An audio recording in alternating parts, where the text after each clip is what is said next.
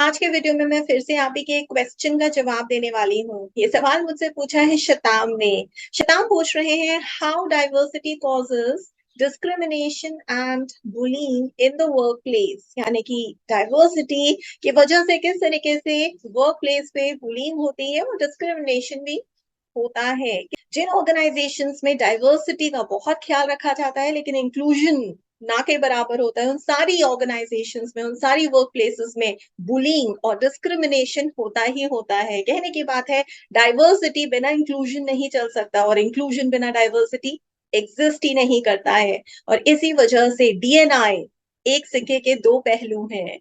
दोनों को बराबर साथ में बैलेंस करके चलना पड़ेगा अगर हम वर्क प्लेस से बुलिंग और डिस्क्रिमिनेशन का नामो निशान हटाना चाहते हैं।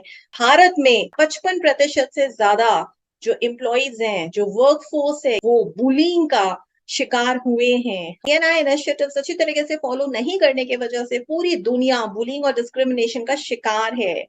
रिसर्च का डेटा बताता है कि आज हमें 30 साल से भी ज्यादा हो चुके हैं जहां हम बुलिंग पे रिसर्च कर रहे हैं। उसके बावजूद भी भारत में बुलिंग का जो रिसर्च या एकेडमिक डेटा है वो कुछ ज्यादा स्ट्रॉन्ग नहीं है। बुलिंग और डिस्क्रिमिनेशन का डेटा ये बताता है और चौंका देता है इस चीज को प्रूव करके कि जहां हम रेसिज्म और सेक्सिज्म के खिलाफ खूब आवाज उठाते हैं, दूसरी तरफ हम एजिज्म के खिलाफ या हमारे जो ओल्ड को वर्कर्स हैं उनके अगेंस्ट कुछ ज्यादा नहीं बोलते, आवाज ही नहीं उठाते। बावजूद इसके हमारे देश भारत में एजिज्म के वजह से पावर डिस्टेंस बढ़ रहा है और जहां पावर डिस्टेंस बढ़ता है वहां जाहिर सी बात है डाइवर्सिटी और इंक्लूजन इनिशिएटिव्स को ठीक से नहीं लागू करने की वजह से बुलिंग और डिस्क्रिमिनेशन अपने आप दौड़ा चला आता है। अगर आपको अपनी वर्क प्लेस पे बुलिंग और डिस्क्रिमिनेशन खत्म करना है तो आपको आवाज उठानी है।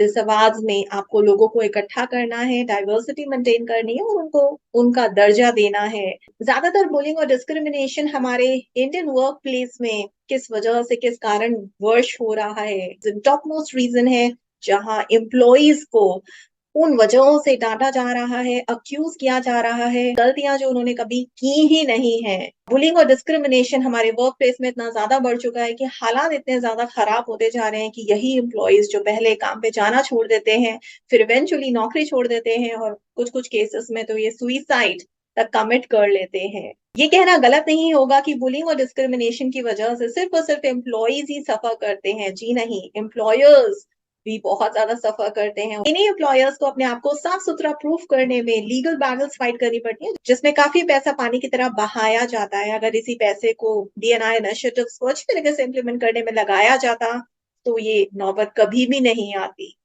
बहुत सारे लॉज हैं भारत में जिसके थ्रू आप बुलिंग और डिस्क्रिमिनेशन को प्रिवेंट कर सकते हैं, लेकिन फिर भी पुख्ता या स्ट्रॉन्ग लॉज अभी भी हमारे देश में नहीं है जहां पे हम बुलिंग को या फिर डिस्क्रिमिनेशन को वर्क प्लेस पे रोक पाए अच्छी तरीके से। उम्मीद करती हूँ शिताम आपको जवाब मिल चुका होगा। इसके अलावा भी अगर आपके कोई क्वेश्चंस हैं तो आप मुझसे पूछ सकते हैं। आगे आने वाले वीडियोस में मैं इसी तरीके से आपके क्वेश्चंस का आंसर देती रहूंगी। इसके अलावा भी अगर आप मेरे साथ पर्सनल सेशंस को बुक करना चाहते हैं तो आप मुझे व्हाट्सएप कर सकते हैं मेरे नंबर पे 9311659252। और अगर आप मुझे इनवाइट करना चाहते हैं एज अ वेबिनार स्पीकर या फिर एज अ मेंटोर ट्रेनर तो आप मुझे प्रपोजल्स भी भेज सकते हैं मेरे ईमेल एड्रेस पे verma.roli@gmail.com।